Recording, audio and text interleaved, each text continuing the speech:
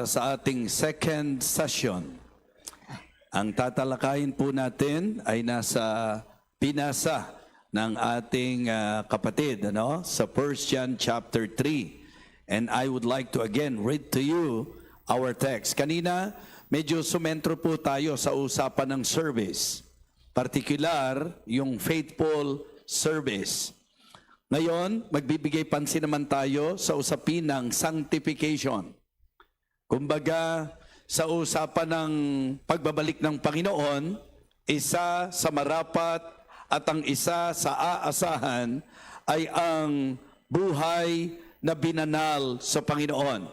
1 John chapter 3, again, verses 1 to 3. Behold, what manner of love the Father hath bestowed upon us, that we should be called the sons of God. Therefore the world knoweth us not, because it knew him not. Beloved, now are we the sons of God, and it doth not yet appear what we shall be. But we know that when he shall appear, we shall be like him, for we shall see him as he is. And every man that hath this hope in him purifieth himself, even as he is pure. Basbasan at pagpalain ng Diyos ang pagbasa natin ng kanyang banal na salita. Sa verse number 3, ito po ang aking sesentruhan, mga kapatid, mga kabataan. And every man that hath this hope, in him purifieth himself, even as he is pure.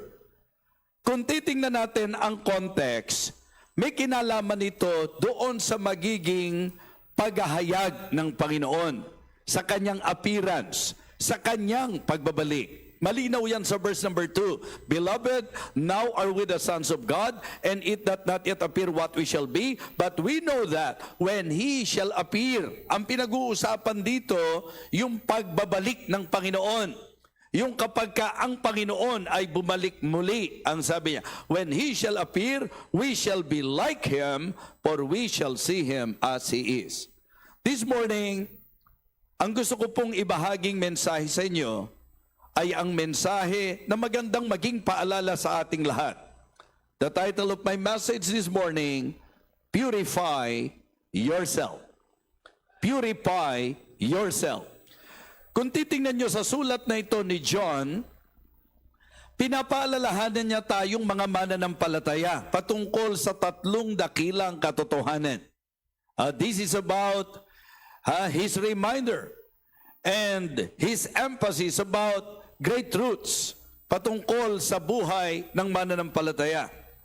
Una, maganda mabigyan natin ng pansin our present position. Ibig sabihin, yung ating presenting kalagayan. And then, our promise perfection. Diba? Yan yung maliwanag na nandirito. And then, yung pangatlo po, our practical purification. So, hahatiin natin sa tatlo yan. Una, our present position. Okay? Pangalawa, the promise perfection. And then, pangatlo, the practical purification. Ang ating pong pag-asa na makikitang muli ang ating Panginoon ay dapat maghatid o makaapekto sa atin sa buhay na may kabanalan. Ang mga tunay na naghihintay sa pagbabalik ng ating Panginoon ay kinakailangan po na tayo ay mag-work out, mga kapatid, para sa buhay na kung saan binanal ng Panginoon. Ilang bagay ang gusto kong bigyang pansin sa ating magiging mensahe. Number 1, let us consider our privilege. Let us consider our privilege. Ang sabi ng verse number 1, behold what manner of love the Father hath bestowed upon us, that we should be called the sons of God. Hindi ba napakalaking pribilehiyo na kung tutuusin, ayon sa deklarasyon ng salita ng Diyos, mismo sa bibig ng Panginoon, nung may mga religious people na nag-approach sa Kanya at nag-claim na sila raw po'y sa Diyos, sila raw po'y anak ng Diyos, diniretsa sila ng Panginoon. Ang sabi ng Panginoon sa John chapter 8 and verse number 44, ye are of your father, the devil. For the lust of your father you will do. He was a murderer from the beginning, and about not in truth. When he speaketh a lie, he speaketh of his own, for he is a liar and the father of it. So ang ating pong katayuan, nung tayo po ay hindi pa Kristiyano, tayo po ay anak ng dyablo. Nung tayo po'y mga hindi paligtas, hindi pa tumanggap sa Panginoon, tayo po sa spiritual dating kalagayan, tayo po'y mga patay spiritually, tayo po'y anak ng dyablo. And it is great to know, what a great experience, that after we heard the gospel, and then nag-decide tayo to open our heart to Jesus, and by faith, we accepted Him as our Savior in the declaration of the Word of God, ako at ikaw na anak ng dyablo, dahil ikaw ay nanampalataya sa Panginoon, binigyan tayo ng karapatang maging anak ng Diyos. Amen? What a privilege. What a privilege. Ang sabi ng John 1:12, but as many as receive Him, to them give He power to become the sons of God, even to them that believe in His name. So yun ang ating present position. Yun ang isang napakalaking pribilehiyo po natin. And we need to consider that privilege, because in reality, hindi natin deserve ang langit. Hindi natin deserve na tawaging anak ng Diyos. And listen, ang sabi po niya, but listen, ang sabi niya, behold, what manner of love the Father hath bestowed upon us, that we should be called the sons of God. Masdan ninyo, ang sabi niya, kung gaano katinding pag-ibig. Naniniwala ba kayo na minahal tayo ng Diyos? Mga kapatid, ang tindi ng kapahayagan ng pagmamahal ng Diyos. Ibinigay niya ang kanyang bugtong na anak para sa atin. And even our Lord Jesus Christ, He gave His life for us. Kaya dito po, makikita nyo na ang pag-ibig na yan ang naging dahilan kung bakit bilang Kristiyano, ang present position natin ngayon, we are now children of God. Amen? And that is very clear in His Word. Sa Romans chapter 8 and verse number 14 and 15, ang sabi po roon, for as many as are led by the Spirit of God, they are the sons of God. And in verse number 15, for we have not received the spirit of bondage again to fear, but we have received the spirit of adoption, whereby we cry, Abba, Father. Wow! Imagine nyo po, hindi ba sa usapan ng panalangin, pagka raw po tayo magpe-pray, ang sasabihin natin, Ama namin. Remember that? The Lord Jesus Christ told His disciples na ang sabi niya, when ye pray, say, Our Father. Now, ito ang question. Kung di ka Kristiyano, paano mo sasabihin, Ama namin? Hindi naman anak ng Diyos ang hindi mananampalataya. Kaya ang laki-laking blessing na mananampalataya na tayo.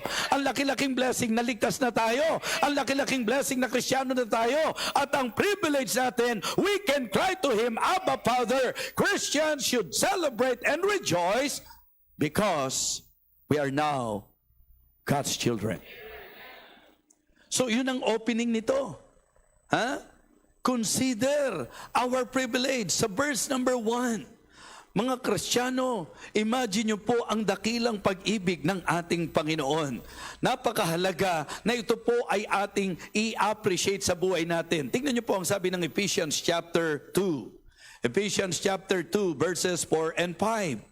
Even when we were dead in sins, hath quickened us together with Christ, by grace ye are saved, and hath raised us up together, and made us sit together in heavenly places in Christ Jesus. So mga kapatid, hindi tayo magpapakatagal dito, but it is good to somehow consider our privilege. Anak na tayo ng Diyos. Kaya kung hindi ka pa Kristiyano, kung hindi ka pa nakatitiyak ng langit, kung hindi mo pa tinatanggap ang Panginoon, I believe now is the best time for you to decide to open your heart to Jesus and accept Him by faith as your Savior. Panampalatayanan mo yung ginawa niya sa atin, na siya'y namatay, nalibing at muling nabuhay. Yan po ang tinatawag nating gospel. Now, the second point that I would like to share, after ng aking pong pagbibigay din sa inyo that you and I should consider our privilege, mga kapatid, sa point number 2 natin, contemplate our prospect. Diba? Yung pag-isipan nyo po, yung ating pong hinaharap, yung ating pong pag-asa, yung ating pong pangako na nakita dito po sa talatang ito, yung future natin. Contemplate our prospect. Ang sabi, beloved, now are we the sons of God? Ang sabi, and it doth not yet appear what we shall be, but we know that when He shall appear, we shall be like Him. Amen? We shall be like Him. Okay? For we shall see Him as He is. Ang gusto kong bigyang pansin po natin dito sa point number 2 natin, kasi meron tayong tinatawag na pag-asa. In fact, blessed hope. Ang kagandahan po, napaka-privilege na naging anak tayo ng Diyos at meron po tayong inaasahan bilang anak ng Diyos. Kaya nga, ang pinaka magandang katayuan ay ang tayo po ay ma-consider na anak ng Diyos. Ito po yung promise perfection. Diba? Yung bang idea na ako at ikaw, kung titingnan natin sa liwanag ng salita ng Diyos, ipinapakita po, una, yung pong certain assurance. Yung pong sinabi niya, we know that Christ shall appear. Naniniwala po ba kayo na babalik ang Panginoon?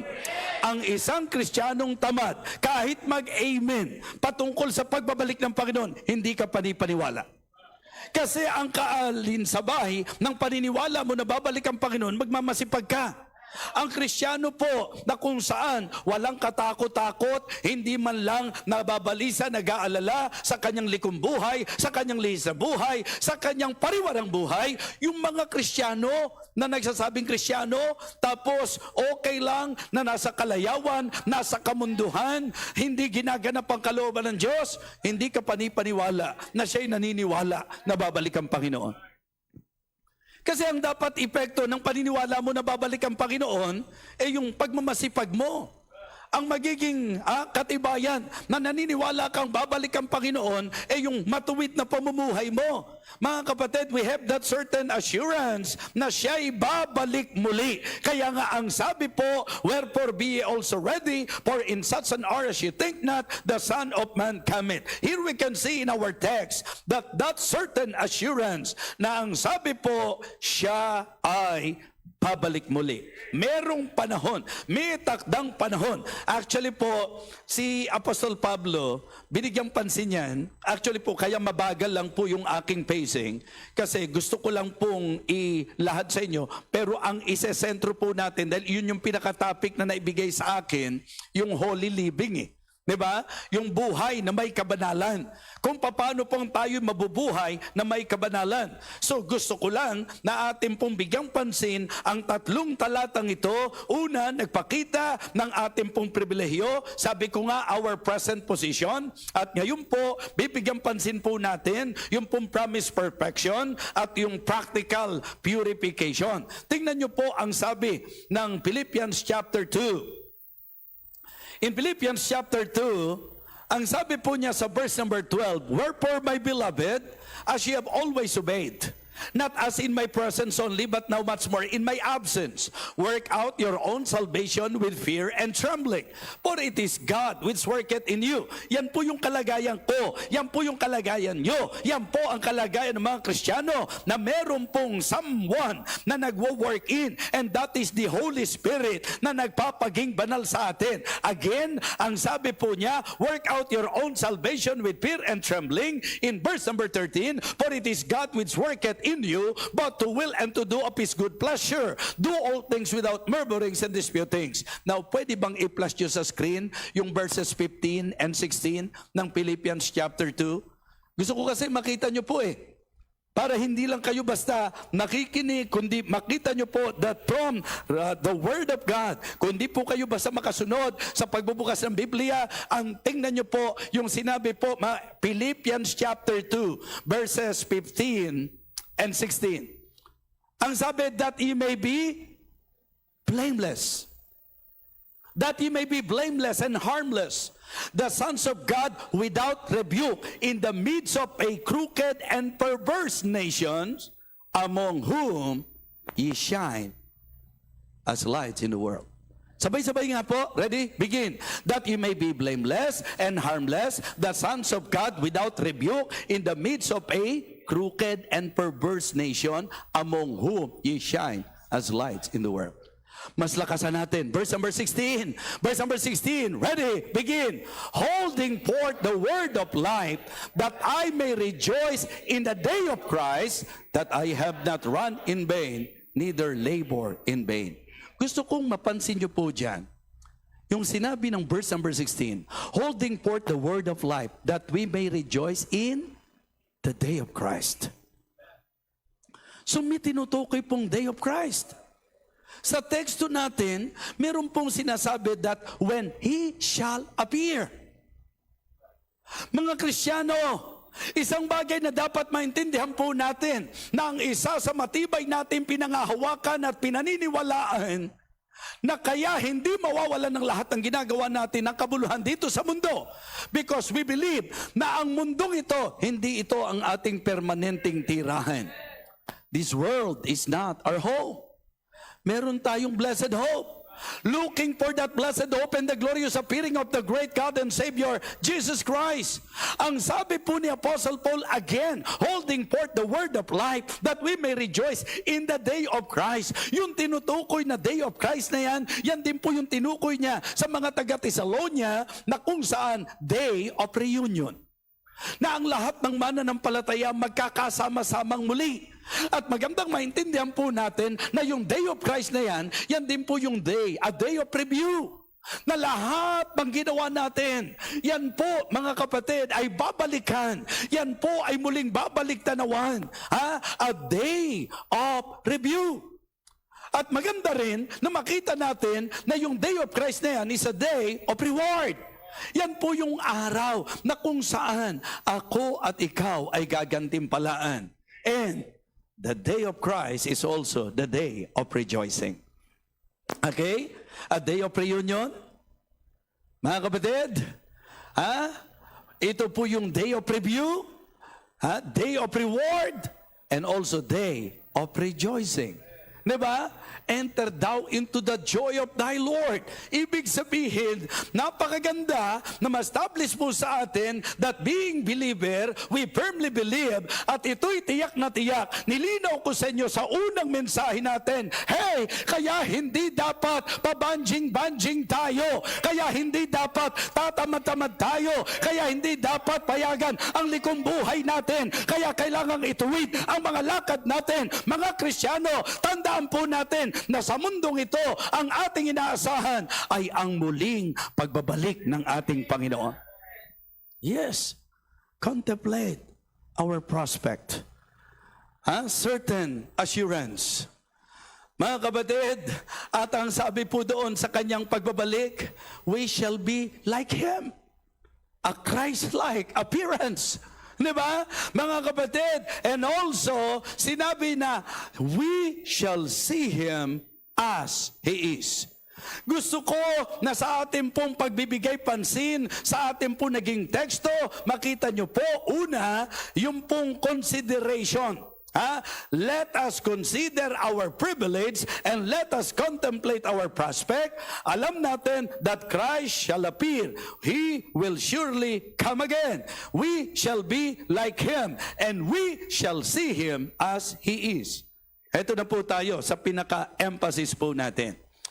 Sa ating pong magiging emphasis, mga kapatid, sa verse number 3, ang sabi po ng writer, and every man that hath this hope. Ano po yung pag-asang sinasabi? Diba sabi ko nga po, sa tamang turo, yung ating mapalad na pag-asa, babalik ang Panginoon. Mga kapatid, kaya huwag niyo pong masyadong i-attach ang inyong buhay dito sa mundong ito. Sapagkat hindi tayo permanente dito. ngayon pa lang mag-practice na tayo. Sabi ko nga, kung tutusin, yung introduction ko sa inyo, malinaw na mensahe at puntos na po yan na ang ating pong binasang mga talata is about our present position. Anak po tayo ng Panginoon. Okay? Yung pong promised perfection, babalik siya. At alam natin na sa pagbabalik niya, meron tinatawag na glorification. Siguro, maganda rin na magka-idea tayo, in a way, doon sa ating doctrine na importanteng pinaniniwalaan. Na pag pinag-usapan natin ng salvation, ang salvation po ay ngayon. Salvation sa ating past, sa ating present, at sa ating future. Di ba? So, yung pong sa past natin, niligtas tayo sa penalty of sin. Naintindihan niyo po mga kapatid? Dito po sa ating present, yung power of sin. Okay? And then doon sa ating future, from the presence of sin. Ang ibig sabihin, ang salvation po natin is justification, okay? Sanctification, and glorification. Yung idea po ng justification, inari po tayong ganap at dahil nanampalataya tayo, therefore being justified by faith. Ang justification natin by faith, mga kapatid, hindi works ang magja-justify sa atin. Ang i-justify ng works, yung faith natin. Dahil madaling sabihin na tayo'y nanampalataya. Kaya iyan po ay masasabi nating kinonfront ni James na sinasabi mo, may pananampalataya ka pero hindi makita ang gawa. Kasi nga po, ang magpapatibay sa isang tunay na pananampalataya, yung gawa. Pero ang usapan ng justification of men, hindi po gawa, pananampalataya. Kaya nga ang sabi ng Romans 3 and verse number 28, therefore we conclude that a man is justified by faith without the deeds of the law. Kaya very firm ang ating belief na ang salvation natin is not by works. Ang ating salvation is by faith. Pananampalataya sa Panginoon. Kaya nung tayo nanampalataya, tayo po'y na-justify. Okay? And as we continue on sa presenting buhay natin, sinasanctify po tayo. Yung pong justification, pag-aaring ganap. Ito namang sanctification, pagpapaging banal. Pinapaging banal. Kaya sa ating pong daily walk, makikita nyo na binabago tayo araw-araw. Wala naman pong naging Kristiyano na nung masave siya, completely nagbago na siya. Diba? Sabi nga, nung aking mga kaibigan sa Bisaya, little by little. Diba? Ibig sabihin, hindi bigla. Yung idea po, therefore, if any man be in Christ, he is a new creature, all things are passed away. Behold, all things are become new. Nung ikaw ay masave, mapapansin mo na pati desire mo nagbago. Amen? Yung appetite mo nagbago. Pati nga attire mo nagbago eh. Diba? Kaya nagtataka tayo na may nagsasabing save pero hindi nagbabago. At ngayon po, maraming kalipunan having a form of godliness at doon tayo maging maingat. Kaya huwag tayong aalis sa ating conviction. Kasi may mga kalipunan ngayon, basta umaattend ka lang, sige, gawin mo ang lahat ng gusto mong gawin. Kahit katulad pa rin ng dati, mali po yun. Sapagkat pagka ikaw ay totoong Kristiyano, ang isang tiyakang mangyayari, babaguhin ka ng Panginoon. Diba? At ganyan yung ma-appreciate ang ginawa ng Panginoon sa atin. Habang nandito po tayo. Ngayon, meron pong tinatawag na glorification. Yan ang scope of salvation, pastore. Ang scope of salvation is justification, sanctification, and glorification. Ang idea po ng glorification, yung salvation, redemption of our body. Kasi nung masave ka, kaluluwa mo yung naligtas. Okay? Pero habang nandito ka sa mundo, may katawan ka pa rin. So yung katawan mo ngayon, yan po ang masasabi nating kinalalagyan ng ating old nature. At nung masave tayo, meron tayong new nature. At yun ngayon yung naglalaban. Kaya kapag ka po pinakakain natin ang ating new nature, doon lumalakas ang ating espiritu. At nagkakaroon tayo ng kapangyarihan laban sa kasalanan. Tama po ba? Ngayon, yung pong glorification, yan po yung mismong katubusan ng ating katawan. At yan ay mangyayari sa pagbabalik ng Panginoon. Bubuhayin ng mga namatay na Kristiyano at yung mga natitirang buhay aagawin. Rapture ang tawag natin doon. Mga kapatid, yun po ang ating pangako na pinangahawakan that one day, tayo po ay pagiging sakdali ng Panginoon sa idea po ng perfection. Ngayon, dahil nga po sa ating pong pinag-aaralan, binibigyang pansin po natin ito. Ano ho? Yung pong verse number 3, ang sabi po, maliwanag. And every man that hath this hope in him purifieth himself even as he is pure. Young people, believers in Christ, gusto kong malaman niyo po na ang ating pong paghahanda sa tiyakang pagbabalik ng Panginoon ay dapat mag-lead sa atin sa buhay na may kabanalan. Dapat mag-stand out tayo sa mundong ito. Dapat makita ang kakaibahan natin bilang mga Kristiyano.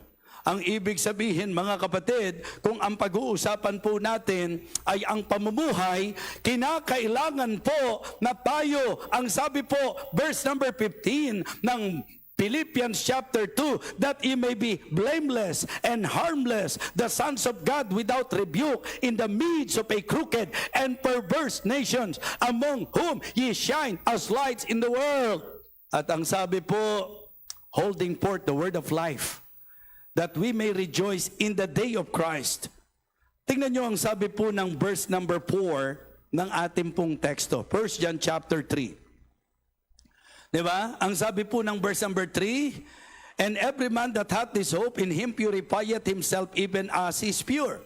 And in verse number 4, whosoever committeth sin transgresseth also the law, for sin is the transgression of the law. And ye know that he was manifested to take away our sins, and in him is no sin. Whosoever abideth in him sinneth not. Whosoever sinneth hath not seen him, neither known him. Little children, let no man deceive you. He that doeth righteousness is righteous, even as he is righteous. He that committeth sin is of the devil, for the devil sinned from the beginning. For this purpose the Son of God was manifested, that he might destroy the works of the devil. Siguro po ang unang magandang bigyang pansin po natin, sa pamumuhay sa kabanalan, magkaroon muna tayo ng clear understanding sa usapin ng kasalanan. Ano po ba ang kasalanan? So I just feel, mga kapatid, na magandang sa bawat isa sa atin, ma-define clearly kung ano ang kasalanan. The definition of sin. Ang sabi po ng Bible, whosoever committed sin, transgresseth also the law. For sin is the transgression of the law. Kung titingnan natin ngayon, mga kapatid, paano dinefine ng Bible ang kasalanan? Ang kasalanan ay ang pagsuway sa kautusan. Kaya nga, hindi magiging mahirap para sa atin na malaman natin kung tayo'y nagkakasala o hindi. Sapagkat may batas ang Diyos, may utos po ang Panginoon. Kaya tayo may Bible para malaman natin kung ano ang mga bawal ng Diyos. And young people, kung ikaw ay may kaisipan na kaya mo gugustuhin dito o kaya ka magkakaroon ng kaisipan na magpatuloy kapag ka hindi ka pinagbabawalan, kapag ka hindi ka pinagsasabihan, mga kapatid, hindi ito ang lugar para sa iyo. Sapagkat ang church ay nagtuturo kung ano ang bawal ng Diyos. Diba? Yan ang problema eh. May mga kabataan na hindi kaya tatagal kasi bawal to, bawal yung ganon, bawal yung... Sabi ko nga, laro lang maraming bawal eh. Diba? Paglalaro lang maraming bawal eh. Hindi naman po pwede pag nag-basketball ka, lahat ng gusto mong gawin, gagawin mo. Diba? Gusto mong agawin ng bola o kaya talagang medyo napapraning ka na, gusto mong agawin yung whistle doon sa referee. Hindi po pwede yon. Pag tinakbo mo bola, sasabihin ng referee, traveling ka. Kapag ka i-dribble mo ng doble-doble yung bola, sasabihin, double dribble ka. Kapag ka ikaw ay nag-shoot doon sa goal ng kalaban, sasabihin sa'yo, may diferensya ka. Laro lang yan. Pero wala kang magawa. Hindi lahat ng gusto mo pwede. Oh, halimbawa, may maganda kang sasakyan. Katulad nito, tingin ko, yayaman ang gusto tong kabataan na to eh. Ha?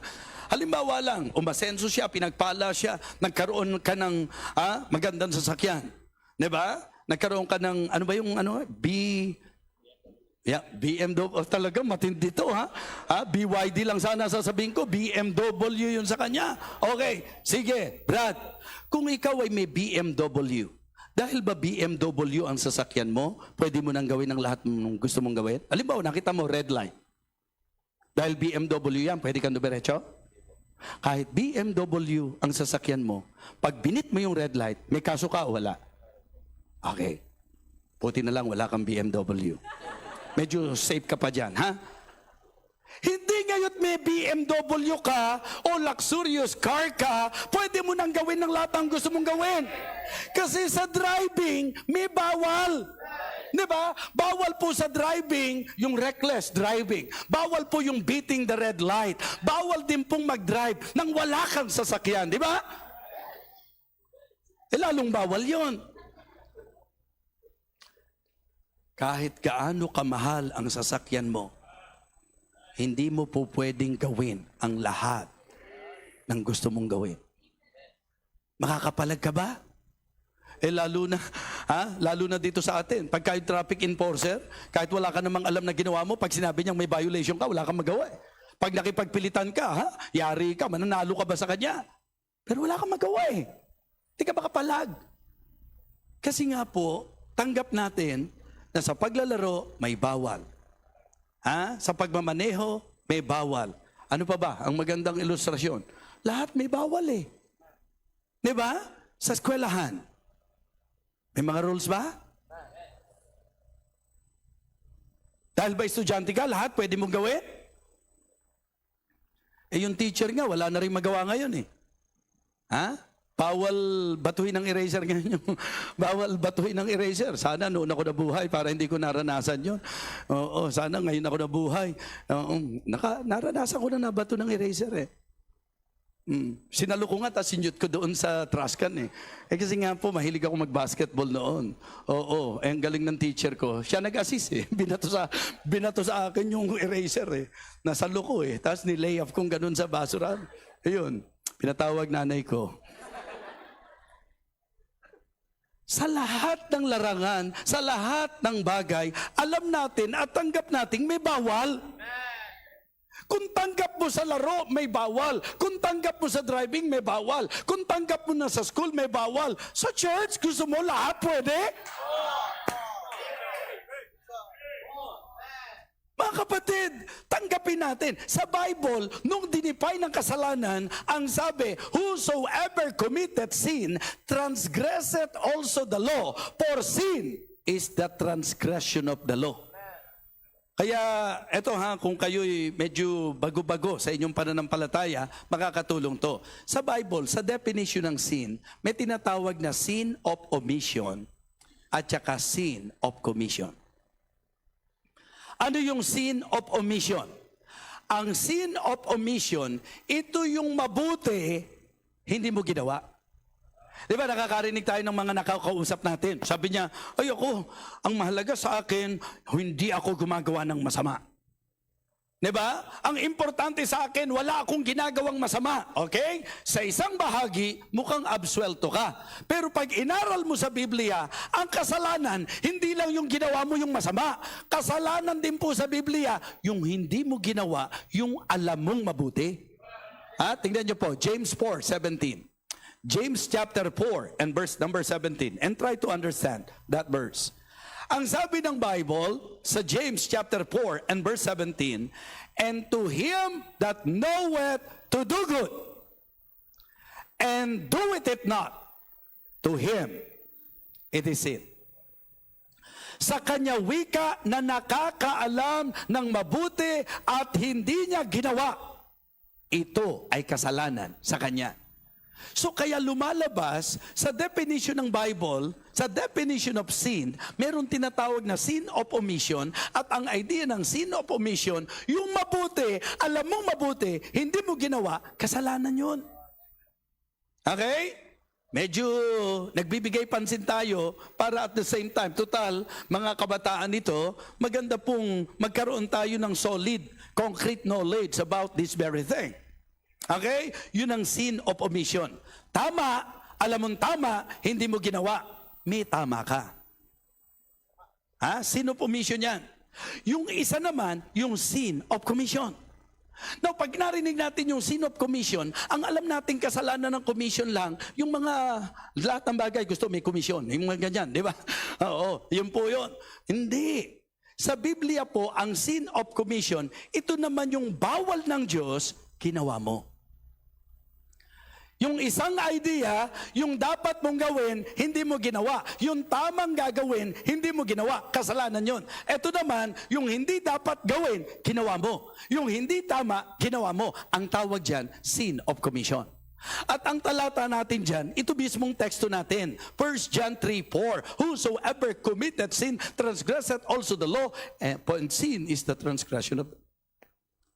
Pagka medyo hinukay pa natin, sa relasyon ng usaping kasalanan sa banal na spirito, meron pong quenching at grieving. Yung idea ng quenching, yung dapat mong gawin na hindi mo ginawa, naku-quench ang banal na spirito. Pinapatay mo yung ningas.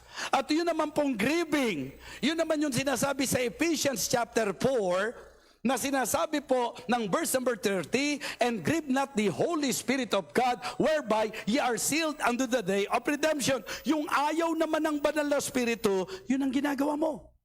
Yung masama, yun ang ginawa mo. Yung bawal, yun ang ginawa mo. Grieving the Holy Spirit yan. Sin of commission yun.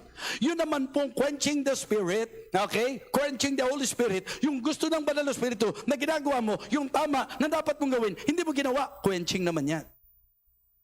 So kaya mga kapatid, ang gusto ko lang po, maintindihan nyo po yung definition of sin.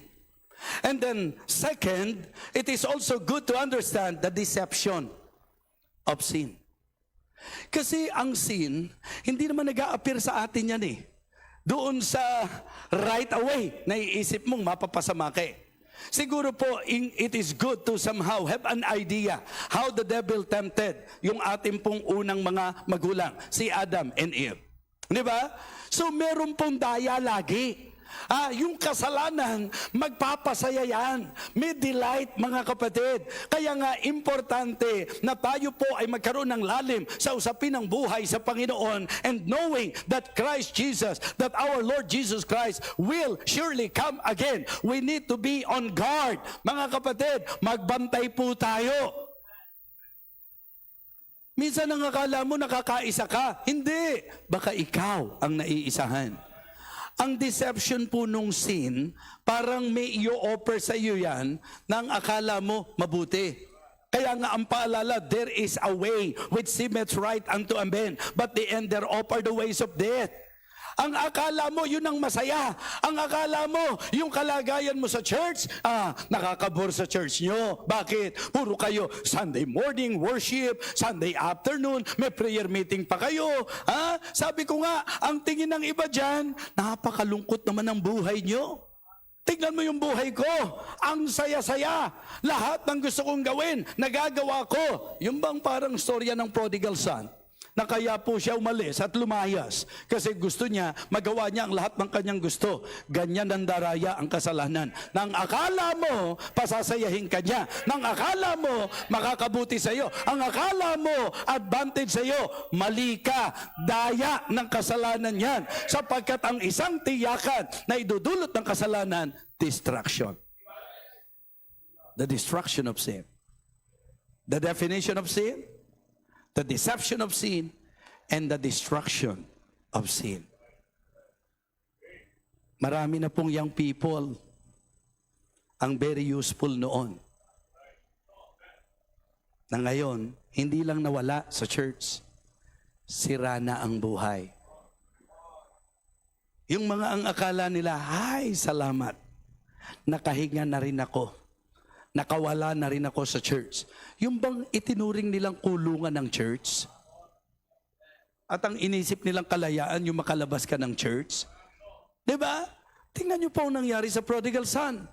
Thinking na masaya, yung lalayo siya. Thinking na masarap, yung nagagawa niya ang gusto niya. Saan siya dinala ng gusto niya? Ano nangyari? Hindi ba naging miserable buhay niya? His life became miserable.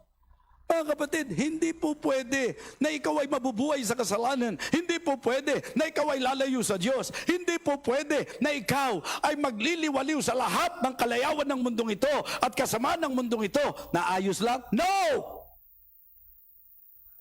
Laging may consequence. Kung Kristiyano ka, papaluin ka ng Diyos. Kaya kapag ka ikaw ay lumalayo at hindi ka nakakaranas ng palo, medyo mag-isip-isip ka. Diba? Tumalikod ka sa Diyos, pero walang nangyari sa iyo, mag-isip-isip ka. Diba? Hindi mo ginagawa ang kalooban ng Diyos, pero parang walang masamang epekto sa iyo, mag-isip-isip po tayo. Sapagkat ang Biblia na po ang nagsabi, pag anak ng Diyos, papaluin niya kapag ka lumalayo at nagkakasala. Mga kapatid, James chapter 1, please. James chapter 1. Kasi sinabi po ng teksto natin di ba? Purify yourself. Sa James chapter 1, ang sabi ng verse number 12, Blessed is the man that endureth temptation. For when he is tried, he shall receive the crown of life which the Lord hath promised to them that love him. Okay? Ang sabi ng verse number 13, maliwanag. Pagka ang tao raw po'y tinutokso, wag natin sasabihin, I am tempted of God. For God cannot be tempted with evil, neither tempteth he any man. But every man is tempted when he is thrown away of his own lust and enticed. Diba? At kapag raw po yung lust nag-conceive, it bringeth forth sin. And sin, when it is finished, bringeth forth death. Do not err, my beloved brethren. Mga Kristiyano, importante na maintindihan po natin sa usapang pagbabalik ng Panginoon sapagkat ito'y tiyak na hindi tayo permanente sa lupa. Babalik ang Panginoon at ang sabi po ng ating teksto, and every man that hath this hope in Him purify himself even as He is pure. Ang isa sa dapat maging impact ng katotohanang babalik ang Panginoon ay ang buhay natin na may kalinisan. Opo, na dapat medyo iwasan na natin yung mga bagay na hindi ayon sa kalooban ng Panginoon. Kaya ang ating pong mensahe, medyo sumentro po ito, Pastor, doon sa ating present position. Ano ang present position natin bilang Kristiyano? Mga anak tayo ng Diyos. Behold what manner of love the Father bestowed upon us, that we should be called the sons of God. What a privilege! And we must consider that privilege. Ako at ikaw, anak na tayo ng Diyos. That is our present position.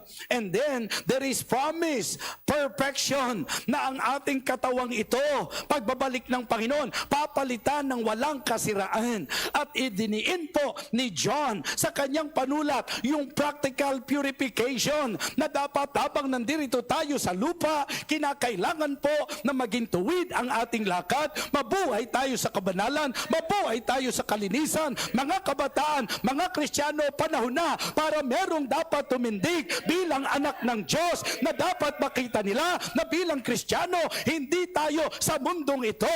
Kaya hindi tayo dapat kaayo ng mundo. Kinakailangan makita po nila ang binagong buhay, ang buhay na ayon sa kabanalan. Amen? Hindi po pwedeng yung kanta nila, kanta mo rin. Hindi pwedeng yung lakad nila, lakad mo rin. Hindi po pwedeng yung amoy nila, amoy mo rin. Hindi po pwedeng ang kasuotan nila, kasuotan mo rin.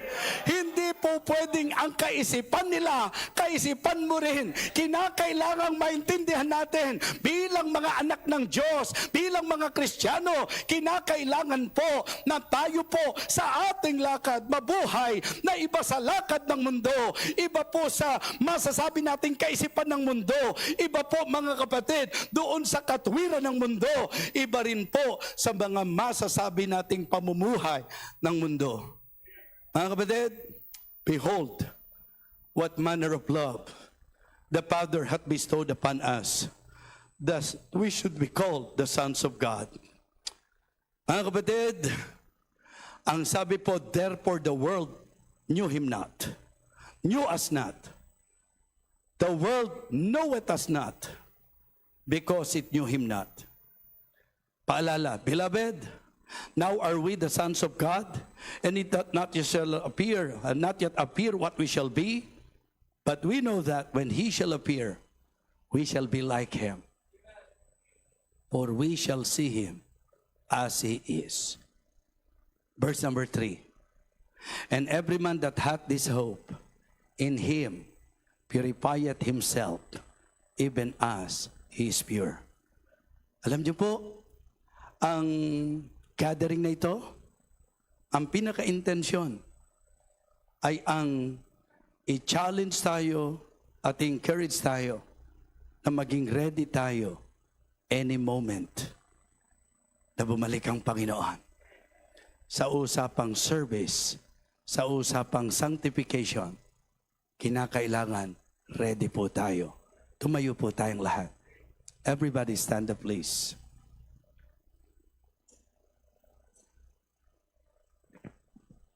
Habang nakayuko at nakapikit ang bawat isa, siguro isang mahalagang katanungan ang dapat bigyan natin ng pansin ngayon. Sapagkat alam ko na lahat tayo aware na may kamatayan. At ngayon sa ating aral na pakinggan, may takdang panahon na babalik ang Panginoon. Kung sa usapin ng kamatayan, pagdating nito sa iyong buhay, o kaya kung babalik ang Panginoon, ikaw ba'y nakatitiyak na sa langit ka patutungo?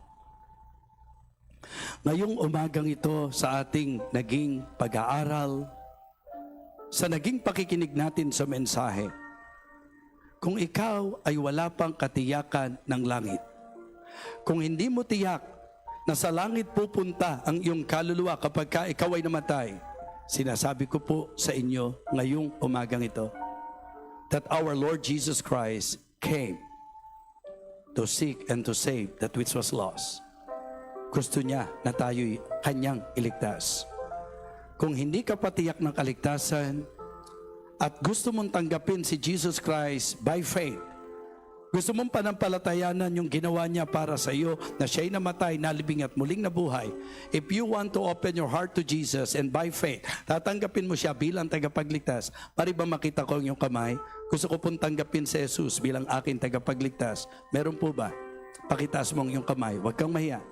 If you want to receive Christ in your heart by faith as your Savior, ito yung pagkakataon para sa iyo.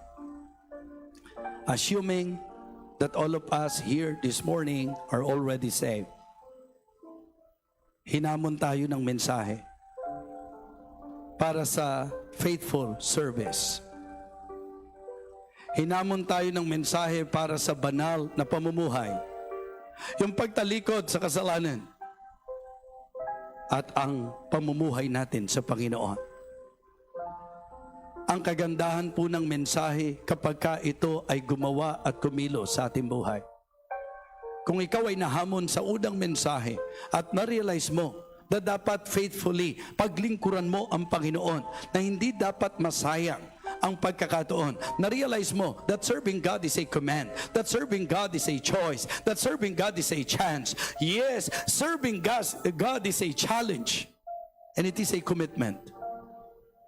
And you realize na ang buhay natin ay buhay na dapat ipinaglilingkod natin sa Panginoon. Na dapat abutan tayo ng Panginoon na ginagawa natin ang dapat nating ginagawa para sa Kanya.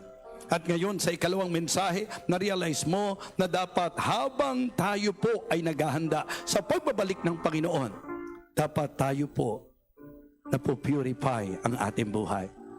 Sa anumang paraan na kumilos ang Panginoon sa iyo. Maybe this morning, hindi ko alam, maaaring ikaw ay kinikilos ng Panginoon na gusto mo, isuko mo ang buhay mo sa Kanya. Maaaring gusto mong mag-aral sa Bible School. Maaaring gusto mong mag-full-time worker. Maaaring gusto mong isuko ang buhay mo para sa full-time ministry. Nais ko munang magbigay panahon at pagkakataon sa iyo. Meron po ba sa ating gusto na ang kanyang maging pag-aaral ay sa Bible Seminary? Pakitaas ka ng kamay. Meron ba rito? Gusto ko pong mag-enroll sa Bible College, Bible Seminary. Gusto ko pong mag-surrender ng buhay ko para sa full-time ministry. Meron po ba? Pakitaas niyo po ang inyong kamay. Huwag kayo mahiya. Praise the Lord. Amen. Meron pa po ba? Gusto ko pong mag-aral sa Bible School. Gusto ko pong maging full-time worker. Meron po ba? Pakitaas niyo po. Huwag niyo po ibaba ang inyong kamay. If you are sincere and honest, okay, siguro lapit kayo dito sa harap. Lapit kayo dito mga anak. Lapit kayo. Praise the Lord. Purihin ng Diyos sa inyong desire.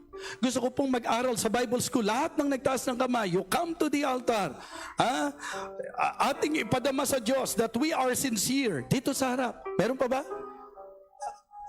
Ang gusto ko po ay ang isuko ko ang buhay ko sa full-time ministry. Dito sa gitna, anak. Purihin ng Diyos sa inyong katapatan at umasa kayong isasama namin kayo sa panalangin. Young people, believers, narinig natin ang hamon ng mensahe about faithful service, about holy living. Babalik ang Panginoon. Dapat masumpungan tayo nagtatapat sa paglilingkod. Dapat ang isang Kristiyano, ang katiwala ng Diyos, dapat masumpungang nagtatapat. At ngayon po, bilang mga anak ng Diyos at nangahawakan na babalik ang Panginoon, kung may mga dapat isukong kasalanan, kung merong dapat talikuran sa ating buhay, ang altar ay bukas para sa iyo. You come to the altar. Amen. Praise the Lord. Yes. Praise the Lord. If the Lord is talking to you, if the Holy Spirit is convicting you, I want to be faithful. I want to serve God faithfully. And I want to surrender to God. Yung aking bisyo, yung aking maling lakad, yung aking maling buhay, bukas ang altar para sa iyo. Sige po. Forward pa tayo anak para hindi maharangan ng gitna. You come, you talk to God, you pray to God. Maring yan ay maling relasyon. Maring yan ay bisyo. Maring yan ay kasalanan na nagpapahirap sa iyo. Hindi magandang abutan tayo ng Panginoon na nasa maling lakad at maling buhay. Ito'y magandang pagkakataon para sa iyo to make things right before God. Sige po, sige po. Nais ko kayong ipanalangin. Praise the Lord. Meron pa po ba? Meron pa po ba? Gusto ko magamit ako ng Panginoon. Gusto ko pong abutan ako ng Panginoon na meron akong ministeryo para sa Kanya. Gusto kong bumalik ang Panginoon na faithfully ginagawa ko ang tawag niya para sa akin. Gusto kong abutan ako ng Panginoon na nasa matuwid na lakad, nasa tamang pamumuhay. Yan po ang aking prayer. You come to the altar, you pray to God, ask God to help you na abutan Kanya sa tamang buhay at kalagayan. Meron pa po ba? Gracious, loving Father, kilala mo po ang bawat isa sa amin. Nagpapasalamat po kami sa buong tapang at katapatan na nagpasya na sila ay mag-aaral sa Bible Seminary, na sila po ay magsusuko ng buhay para sa ministry. At nagpapasalamat din po ako sa iyo, Panginoon, sa konbiksyon ng Banal na Espiritu, sa mga kinilos at kinausap mo, na bilang Kristiyano, dapat kaming masumpungan na nagtatapat sa iyo, Panginoon, at ang aming buhay ay maging malinis, maayos sa iyong harapan, sa iyong paningin. May you give us grace, Heavenly Father, to live according to your will. Lord, help us na maging faithful kami sa aming paglilingkod sa iyo. Itama mo po ang aming isip, buhay, at motibasyon, Panginoon. Thank you so much. Bless each and every one of us, O God. Sa iyo ko po'y pinagkakatiwala ang bawat nagpakababa sa harapan mo, dakilang Diyos, at lumapit sapagkat nais nilang tumugon sa iyo pong naging pangungusap. Aming Ama, pinupuri ka namin, dinadakila. Ito po ang aming panalangin sa pangalan po ng aming Panginoong Jesus. Amen. Amen. Praise the Lord. Thank you so much.